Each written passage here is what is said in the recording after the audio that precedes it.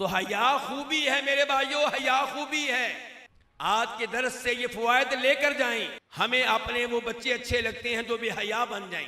ہم کہتے ہیں بڑا اس میں اعتماد ہے جی، کسی سے ڈرتا نہیں ہے، جبکہ اسلام یہ چاہتا ہے کہ آپ کے بچوں میں حیا رہے، آپ کی بیٹیوں میں حیا رہے۔ آپ اپنی بیٹیوں کو ان اداروں میں نہ بھیجیں جن اداروں میں پڑھنے کی وجہ سے بے حیا ہو جائیں، تو اپنے بچوں کو تعلیم کے لیے ان اداروں میں بھیجیں جن اداروں میں تعلیم لینے کے ساتھ ساتھ ان میں یہ اچھی خوبیاں موجود رہیں، بلکہ ان خوبیوں میں اضافہ کیا جائے۔